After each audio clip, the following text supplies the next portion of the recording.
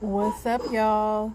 This is my new life now. I watch my house now like 24/7 for the little roaches and rats that creep out at night.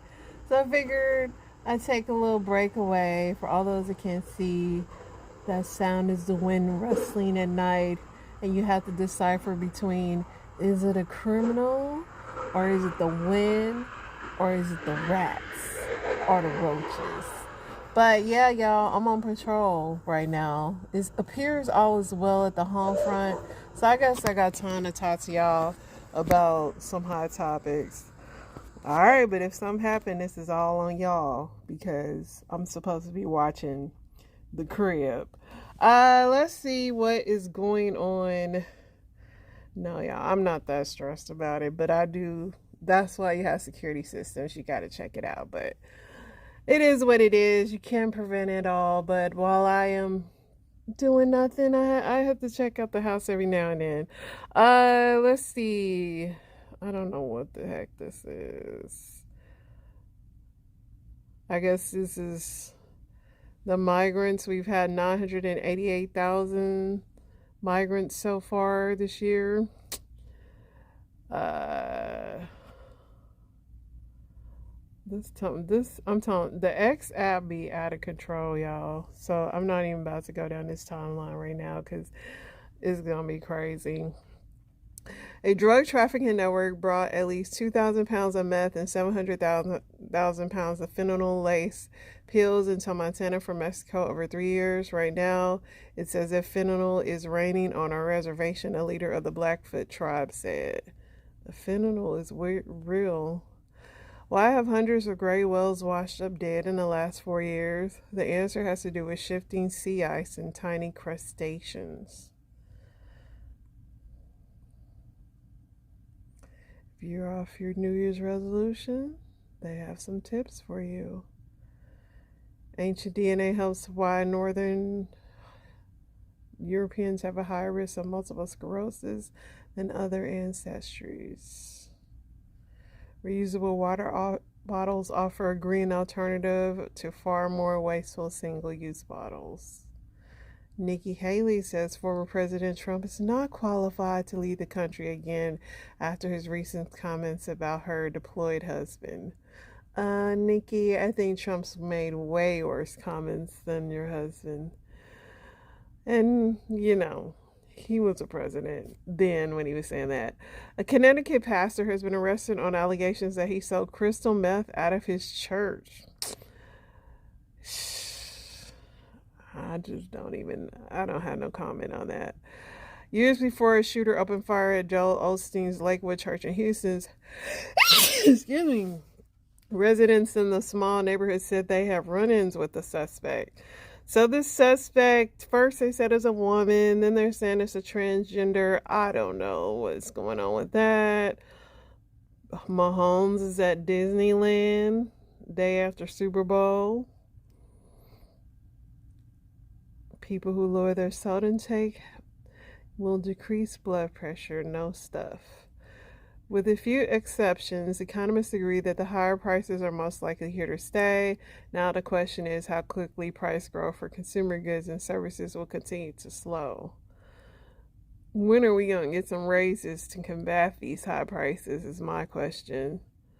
The judge presiding over the election interference against Trump has given green light for a hearing involving misconduct allegations against Fulton DA Fannie Willis. Fannie, they about to disqualify you, girl.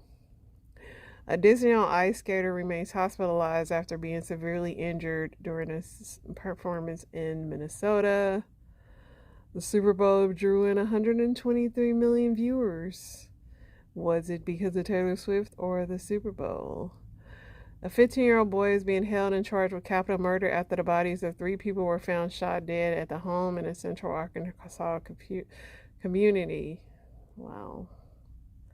An Oklahoma principal with a side gig as a drag queen says he was forced to resign under peer pressure from the state superintendent.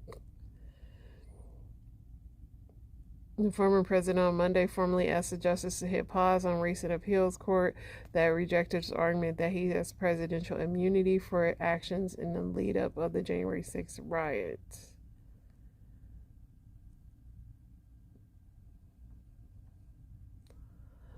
All right, let's see what else we got on here, y'all.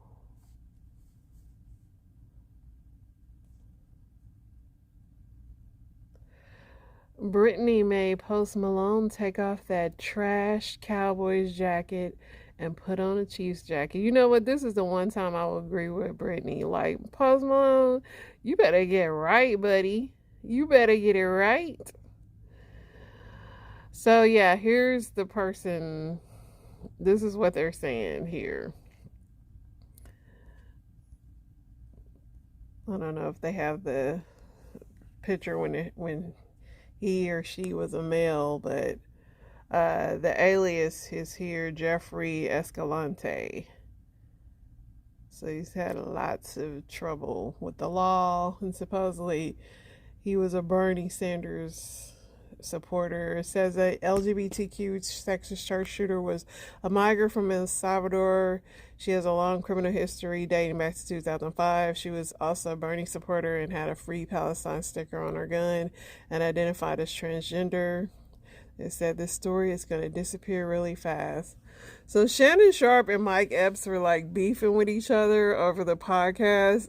Mike Epps trolls people. I do know that Shannon Sharp said that him and Mike were on talk man to man and squash it, but they cracking me up with this beef. But let's see what Mike Epps said, because I know Mike Epps ain't got no sense. Don't lie.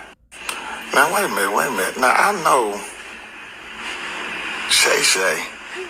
I don't know what grown ass man got a name named Shay, but I know this grown man is not mad at me. So many people talk crazy about you. They was on Saturday Night Live talking about you, imitating you, but now you want to fight me? Now, I'm not going to lie. I did DM you to get on the show. But I DM'd you to get on the show because you brought my name up when you was sitting there with Kat. And you was trying to get him to talk crazy about me, but he didn't. Okay? Now, second of all, talking about pulling up on me. You're going to be an all-star. I'm going to be at the all-star in my hometown. And I'm going to see you. All right? I'm going to see you, brother. And I'm just letting you know, I don't be doing no fighting lately. I don't do no fighting. So, you know, there's only one other option. If you don't fight, you do blank. And Ocho, you shut up and go get some eyebrows. You looking like a whole milk dud sitting there agitating. We watched the white boy kick your ass on TV. So you shut up. And Shay, you did look like Madea sitting there. You was looking zesty. I'm not saying you gay, but you was looking zesty. You look like Big Frida sitting there. You need to take them tight ass shirts off with the muscles. And that's it. Go check out my special February the 20th on Netflix. February 20th on Netflix is called I'm Ready to Sell Out. Because being a real dude ain't making no money right now. Mike Epps ain't got no good sense. Shay. It's all love. They squashed it. Listen, they both getting publicity for their stuff. This is the new way people get publicity. So this mom is preventing her daughter from making any money on Figueroa selling her body.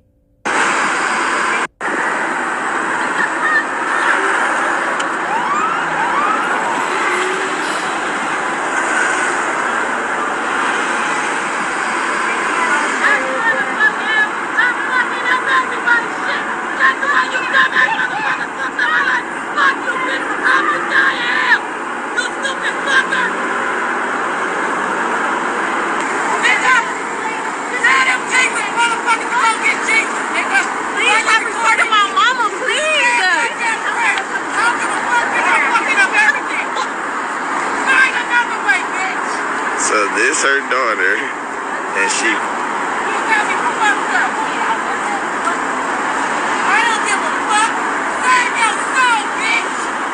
This her daughter, but she pressing her. You are the reason why I'm here. But the devil got your ass. Nigga, you're foul. You're fucked up. Nigga, you're fucked up. You're fucked up. You ass need to be at home. You need to get prayed for. You're stupid. I'm fucking up everybody's shit. You need to go. You need to go to jail. Dumbass. She just.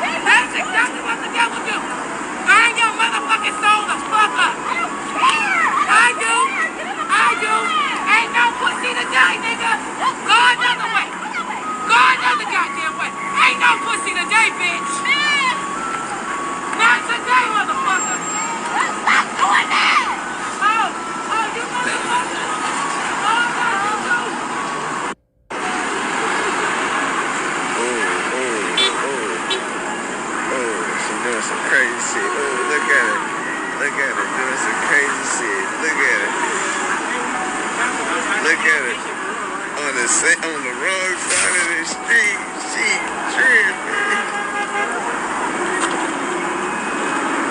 I feel sorry for that mama, but she was doing the Lord's work. Was that a pimp that came out there? I feel bad for that mama.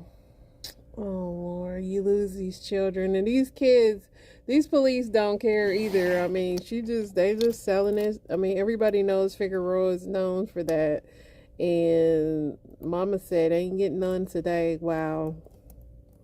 Pray for her. Pray her strength, y'all.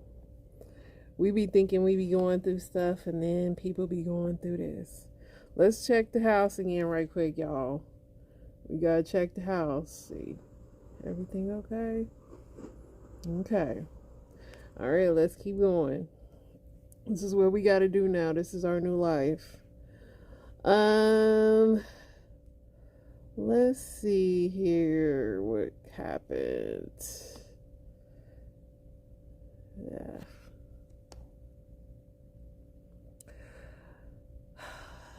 Kanye, I don't know what's going on with Kanye's lip. He has like some dangly thing hanging off his lip. I don't know what is happening with it.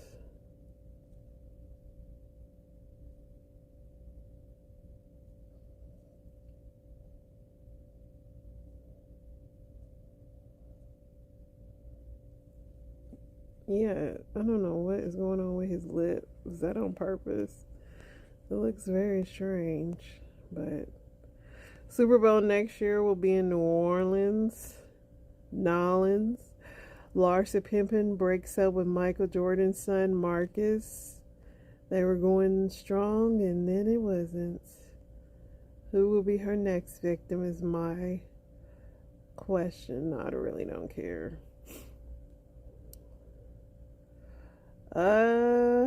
Let's see, y'all. I'm kind of over the Super Bowl talk. So it was stressful enough. I'm over it now. Let's see. They have some new shows coming out. Lord knows I need some. Abbott Elementary is back. Dollhouse on Tubi. I do not have Tubi.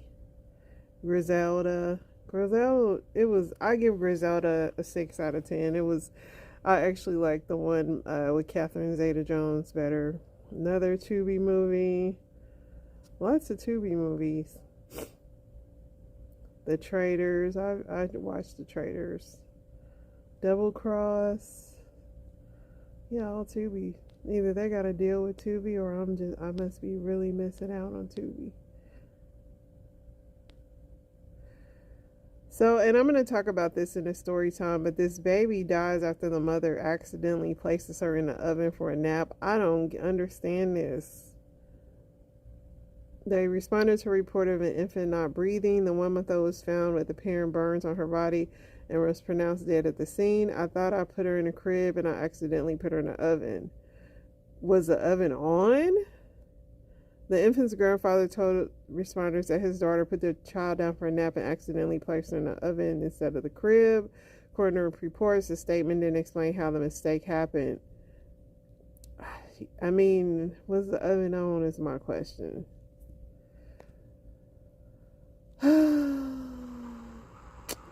Let's get into these Reddits, y'all.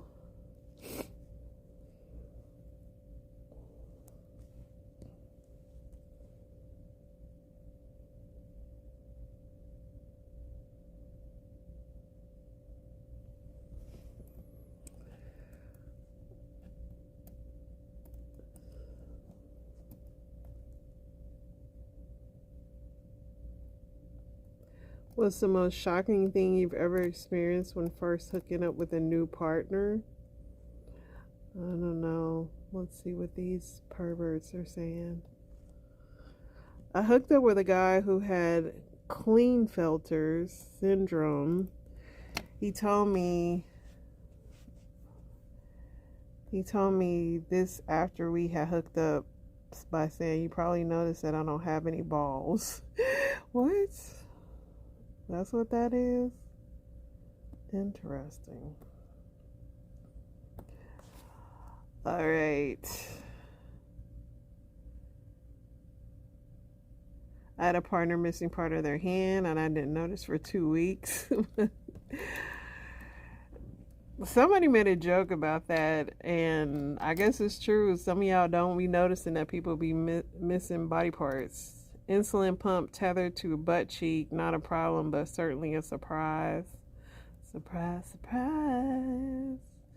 I was hooking up with this girl for the first time, and while inside her, she said, "I've been waiting to show my Kegel strength," and proceeded to grip my wiener with the most grip of the full but harsh Kegel ever. It hurt my wang. Went on a blind date years ago, got along great. Couple days later, we did the deed, and my surprise was she was shaved smooth, very smooth. She was very hesitant to tell me that she had alopecia. She removed her wig, which I kind of suspected she was wearing one, and there before me was a gorgeous woman with not one single hair. Shocking, yes, but I was also very turned on. Would it be like Smeagol, but not as ugly?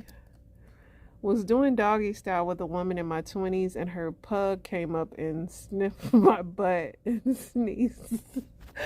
sneezed on my balls. What the heck, man? Why do it with the dog in the room is my question. When I was still quite young, I hooked up with a girl and she went straight for deep throat, which at the time I didn't even know was a thing, and that was possible. Went to hook up with a guy I thought was super fine, had a huge crush on him. When he took off his shirt, he looked at my back and said something to the effect, "You know you can talk to me about your trauma you might have held in your past." He was being 100% serious, and I was totally caught off guard, like, what? And then he said, "It appears you've been whipped." It was then I realized this man had never seen a stretch mark before. I died a little inside at the moment. He was pretty stupid. All right.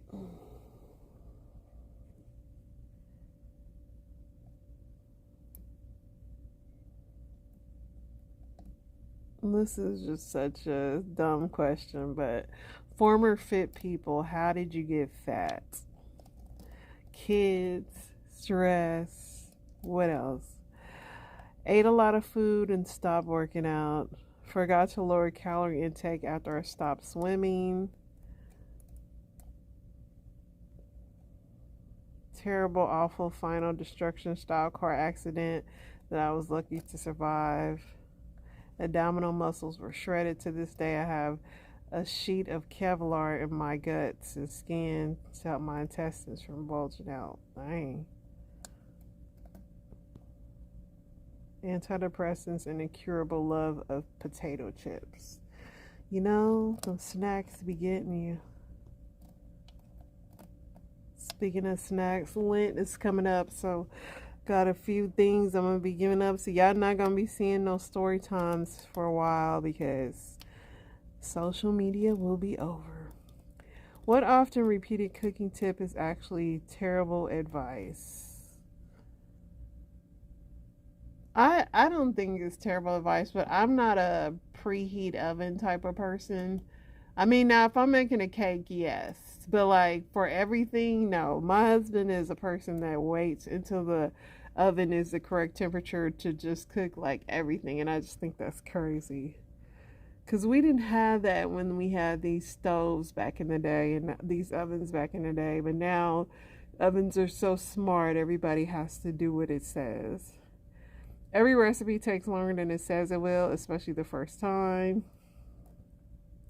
I have a massive pet peeve when a recipe says something like total time 45 minutes and then proceeds to list steps that must be accomplished in a series and require 45 minutes actual cooking time. Yeah, them quick recipes, unless you've already prepped, that's the only way. If you have everything sitting out in front of you, then yeah, it's possible. Seems like I read that I've seen too many times that don't leave garlic in the skillet too long. Like if you're adding it good, cook it for a minute but not 5, especially if it's minced and the skillet is really hot, you'll burn it otherwise.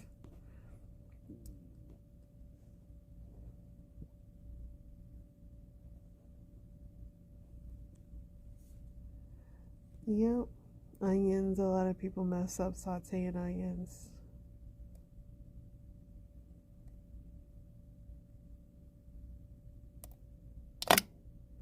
In dating, what profession would be a deal breaker for you and why?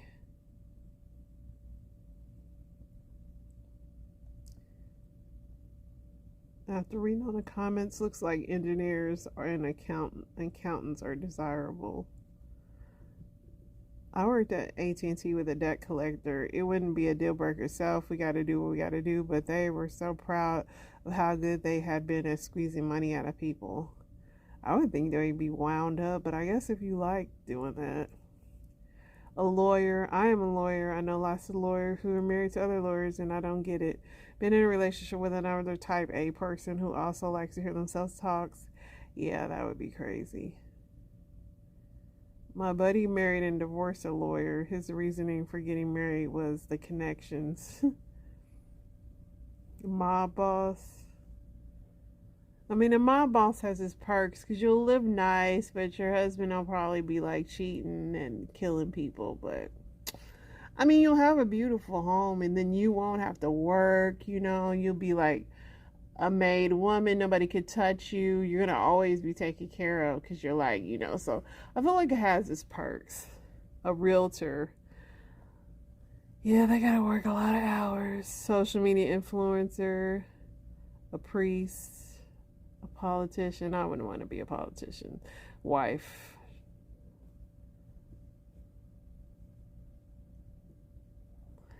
Yeah, a sex worker. Yeah, you wouldn't probably want your spouse to be a sex worker.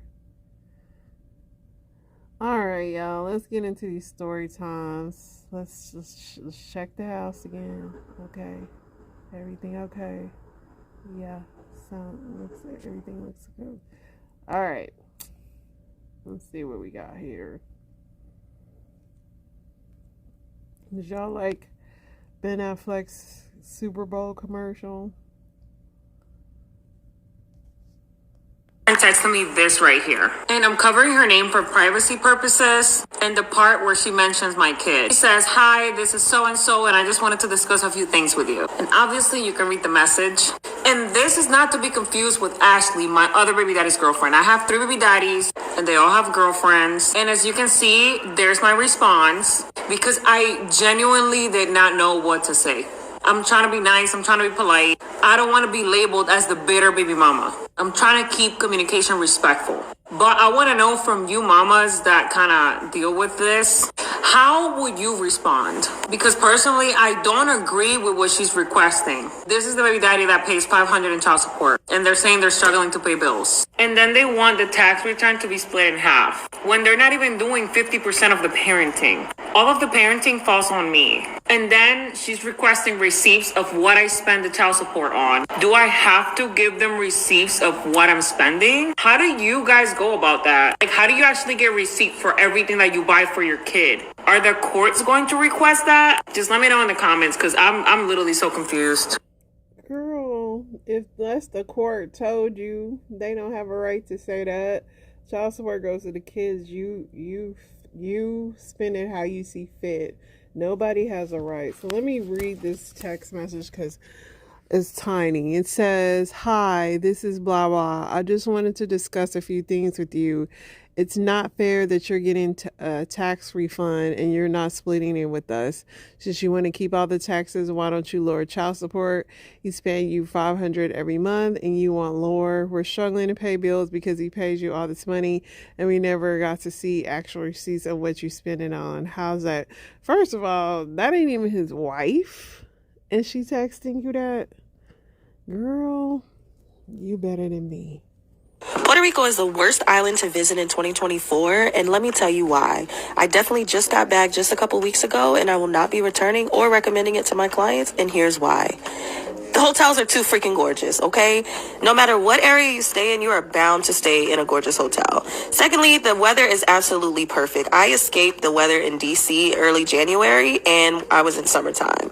Next, the fresh fruits, the amazing drinks, had such a great time. The food is delicious, literally anywhere you go. We got this fresh seafood on a rooftop bar, and it was amazing.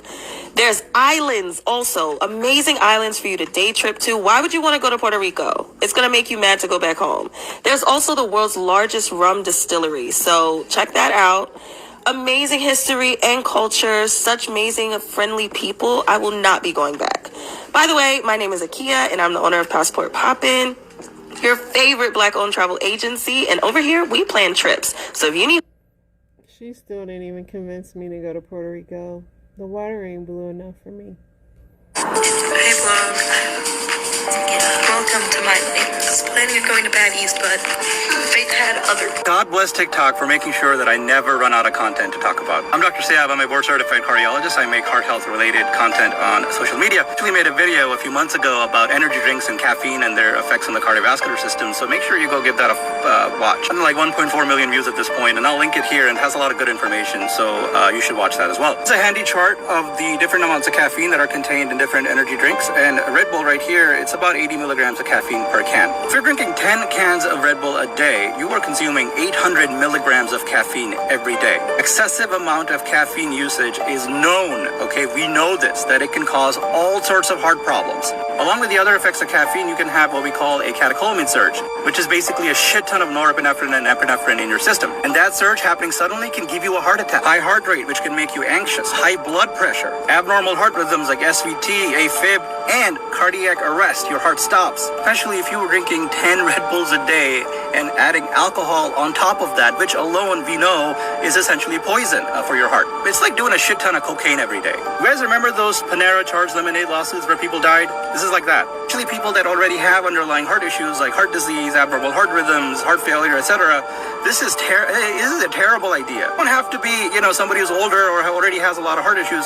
Young, healthy people can have acute heart issues like heart attacks from excessive consumption of caffeine. Trust me, from what I've seen in my own practice, this person is lucky to be alive. I cannot overstate this. If you are having this many Red Bulls a day, you are playing a dangerous game with your heart. While we're on the topic, stay away from Mountain Dew, okay? That shit is nasty. Who is drinking 10 Red Bulls a day? How do you need to have that much energy? That's just crazy to me. I find it very weird that no one is talking about how there were 6 Nigerian billionaires who died in a plane crash mysteriously while on their way to the Super Bowl, and how Biden just posted this cryptic ass message right after they died. The CEO of one of the largest banks in the country was on a helicopter with pilots, family, and the CEO/chairman of the Nigeria Stock Exchange when their helicopter mysteriously caught fire and crashed while on their way to the Super Bowl. And what are the odds that Biden on his presidential X account drops this photo with glowing red eyes and this weird caption that shocks all of America? And the caption for this picture that he actually posted on the presidential Twitter account was just like we drew it up, and everyone thought that they were talking about the Super Bowl when they weren't. I honestly believe that this is what they were talking about. And if you are unfamiliar with the Nigerian Stock Exchange and what they have going on right now with America and just the overall fight for power, money, and greed, you need to pay attention to what is going on. One of the people on that aircraft was a chief executive of Access Bank, and his wife and his son were among those 6 people that were on board, and it went down shortly after 10 p.m. on Interstate 15, and all 6 people were killed, including 2 pilots and the former chairman of NGX Group, the Nigerian Stock Exchange. And what's so crazy, it is saying that authorities are investigating it, which means to me they may suspect foul play. They are trying to say that this could take up to 2 years. This entire investigation could take up to 2 years, and they are calling it a terrible tragedy. The Super Bowl was a giant ritual, and those people in that helicopter, think about it. If you take out the owner and CEO of a large bank, one of the largest banks in the country, you take off his wife, and you take out his son, who is left to get the money? Think about it. That's crazy. If I'm a billionaire, I'm not taking no helicopters nowhere. I mean, y'all gonna have to bubble wrap me, and like, I don't even know if I'll leave my house. Because why would I want to? I'd have everything I needed. You would come to me. I mean, you know. A sad and gruesome story out of Kansas City this morning, and a warning, these details are disturbing. A mother is accused of killing her 1-month-old baby girl by putting the child in an oven. Mariah Thomas is facing child endangerment charges and other charges as well. First responders say a witness told them the mother went to put the infant down for a nap but accidentally put her in the oven instead of her crib. Police arrested Thomas on Friday, and prosecutors officially filed charges yesterday. Listen, I know I'd be tired and I'd be like, and I can only imagine, but I just don't understand how she turned the oven on. I mean, how she confused the oven for a crib. Like, the whole motions of it all just doesn't even make sense. Like,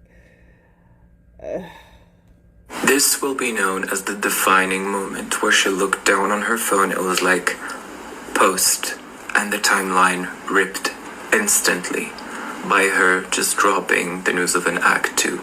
This picture will be studied in classes and history books for future generations when they look up what a disruptor is.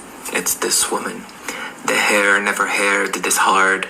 The Petrus is Petrusing very Petrusly. And she's right there in this country Americana style, just hitting post on 2 new singles, an act 2 that is dropping the end of March. This is honestly Beyonce's world, and we're merely bystanders at this point, just waiting for music to drop into our ears and into our phones. Like, I cannot comprehend how much I love this woman, how much I love what she does in her music, and also how much of a delusional clown I sometimes sound when my theories actually become true, and she does what she does. the Beyonce of the United States. What's up, everybody? All right, you guys, so before we get started, make sure you blow this up, and you guys, please make sure you share this because we need your help in finding 12-year-old Lori Page. Now, how does a 12-year-old go missing for more than 8 months and there is little to no media coverage and nobody is talking about this case? Now, Lori Page is a 12-year-old who lives with her dad, Andrew Wiley, in Tallahassee, Florida. Lori can be described as someone who loves school and she would never miss school for anything in the world. Now, her teachers are saying that she was so serious about school that she would literally run from class to class just so she wouldn't be late. So Lori's dad is a correctional officer that works at night, and Lori stays at home by herself. But her dad is saying that there is trusted adults that are in this area, and she could call someone that's very close by if anything goes wrong. So on a summer night of June 3rd, 2023, Lori's dad went to work as usual. But he's saying that when he returned back home, Lori was not there. Now, y'all, this happened all the way in June, and from June all the way until now, we have not literally heard anything about this case. Lori has not been seen since then, and her mother is actually 500 miles away, and she is trying to get answers as well. Now, a little background is Lori went to go live with her father about a year prior to her disappearance. Now, there was not nothing going on. Lori just told her mother that she decided that she wanted to live with her father for a little while. And Lori's mother was like, okay, she feels like she's 12 years old. She's old enough to make the decision if she wants to live with her mother or her father. Now, Lori's mother went live a few days ago, and she detailed a situation that took place not long before Lori went missing this time. Now, she says that an incident happened where she got a phone call saying that Lori was missing. Now, Lori did turn up to school the next day after she went missing, and she didn't have shoes on. Police told her mother that her father went and got her from school, took Lori home, and that was it.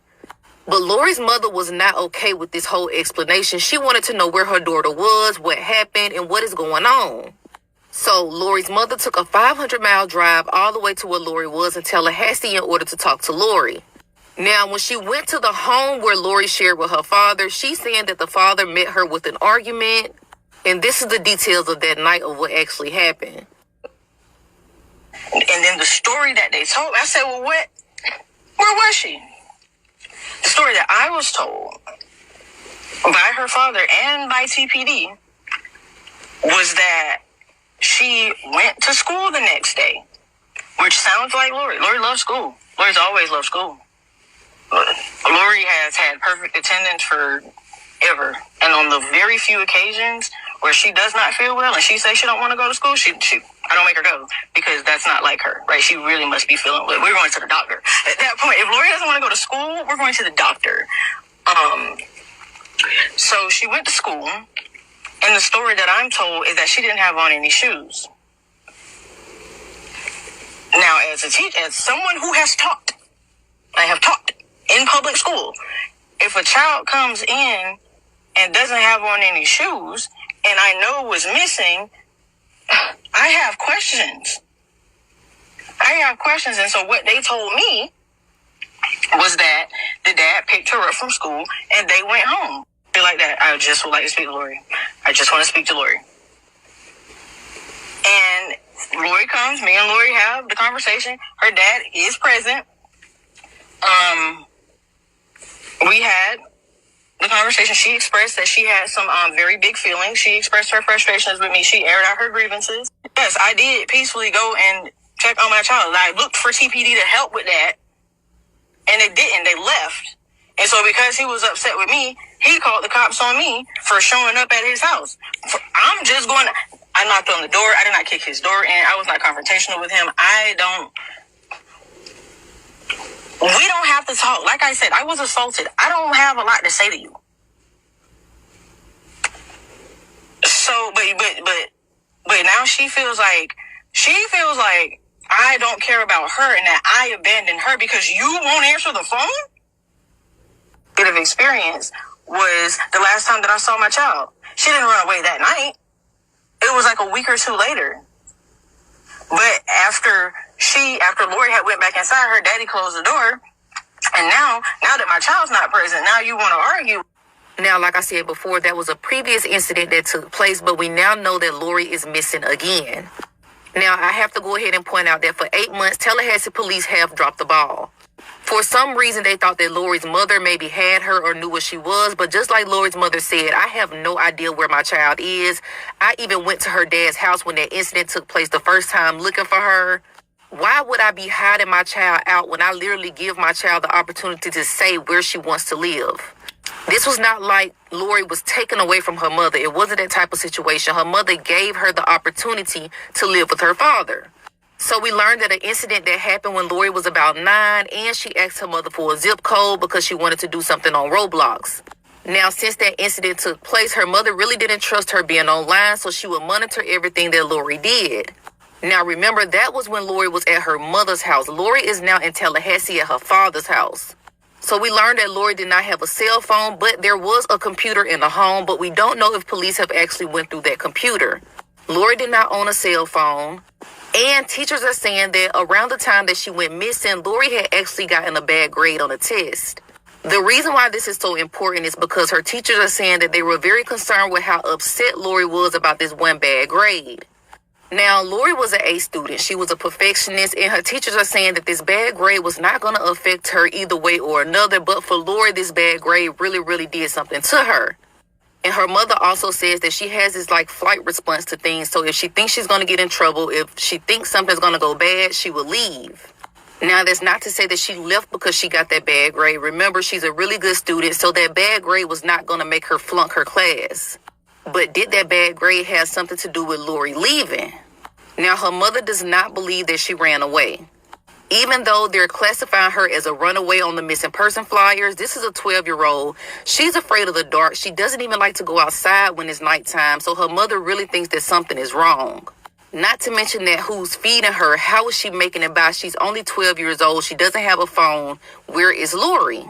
252 days since Lori Page went missing in Tallahassee. It's time. It is time to go ahead and bring this to a conclusion. I'm Terry Gilliam in the Northwest Tallahassee neighborhood.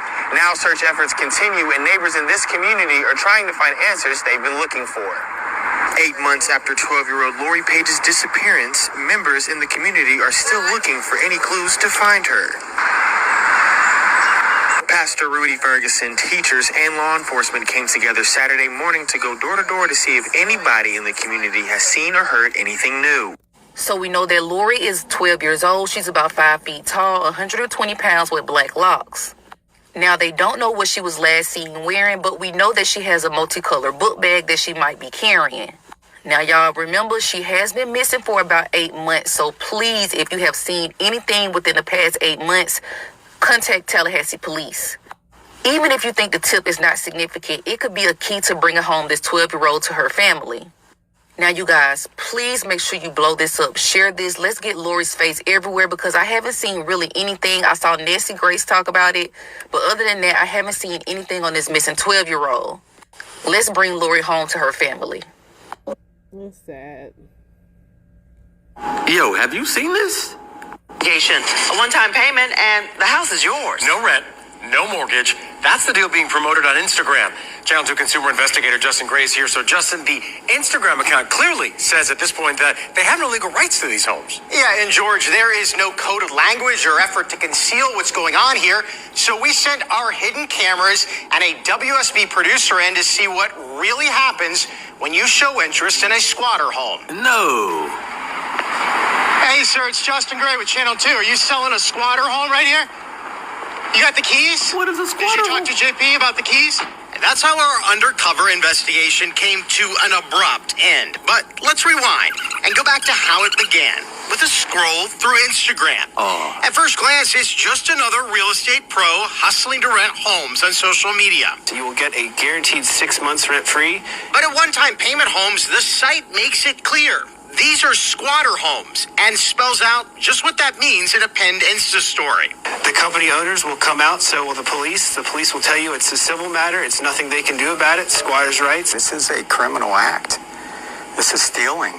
And it needs to be looked at that way. Property owners and managers say the squatting problem has exploded over the past year in Metro Atlanta. It's like I gave away $200,000. Is that how I feel? Michael Holmes used his life savings to buy this DeKalb County home out of foreclosure 8 months ago as a rental property. It's been a nightmare. The alleged squatter living inside has filed more than 30 motions in court to tie up Holmes' effort to get him out. About the motions? I can't bring this to some type of resolution. I'll be in jeopardy of filing bankruptcy. One Time Payment Homes is running a New Year's special, $1,400 for keys and a lease. So as a squatter, you can, quote, stack money and turn your life around. No fucking way. Like, why do you play by the rules if everyone doesn't have to? To see how it worked, we sent a Channel 2 producer, JP, undercover. You're just going to say, I saw your post on Instagram. I'm curious how this process works. Okay. JP exchanged a series of messages with One Time Payment Homes over the course of a week and paid his $500 deposit through Apple Pay. That's when we were told to take our pick of any home posted on the real estate website Rently. The CEO of the National Rental Home Council says Atlanta is seeing more squatters than anywhere else in the nation. We're seeing situations of trespassing in Atlanta that we're not seeing anywhere else in this country in terms of scale. Back to our house hunt, we settled on a home in Union City. But the day of the meetup, we're told it's off market, but that they do have keys for this house nearby, managed by Progress Residential and also posted on Rently. We were told to meet at a gas station to exchange the rest of our one-time payment for keys. Then we would get an email with the lease. Hi there. JP? Nice to meet you. But the meetup lasted only seconds. Yeah, so how does all this work?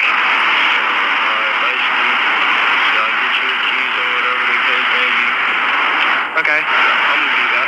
Okay. As soon as they saw our Channel 2 camera coming, the One-Time Payment Homes representative took off running. Hey, sir, it's Justin Gray with Channel 2. Are you selling a squatter home right here? You got the keys? Did you talk to JP about the keys? Y'all crazy. But it wasn't the end of the Instagram account. They're still offering move-in deals. The person that designed that business, if you want to call it a business, is a criminal. We've reported on multiple squatter horror stories in the past 12 months on Channel 2, like when a squatter moved into Army Colonel Dahlia DeRay's DeKalb home while she was on active duty. I felt violated.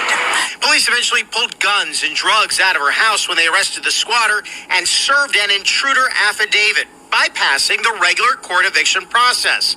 Property owners say for the problem to stop, courts need to consider squatting as theft, a crime, not a run-of-the-mill eviction case. We need to talk about this for what it is. This is criminal trespassing. It's a law enforcement issue. Progress Residential owns the home we were offered the keys to.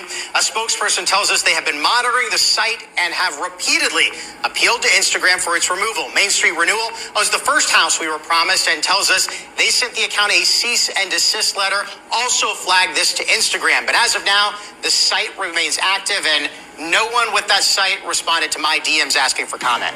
Wow. So many layers to it.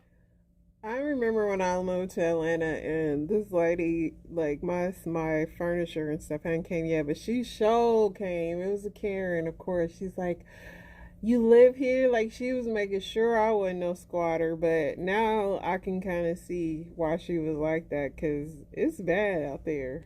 I was diagnosed with aquagenic urticaria, and basically what that means is whenever my skin gets in contact with any form of water, including my own sweat, I get hives, it itches, it burns, and there's no cure. So because of that, I do have to limit myself when it comes to water contact. I cannot be in contact with water for more than 5 minutes, because anything longer than that could potentially put me in having to let it chop. Yeah, I know all of this sounds crazy, but just bear with me. Now, before I even hop in the shower, there's a process. I do have to take allergy pills, and that will just help basically slow the process down. It doesn't stop the itching, it doesn't stop the burning, it doesn't stop the hives, but at about the 3 to 4 minute mark in the shower, girl, my skin started getting tingling, and that just basically tells me that it's time to go.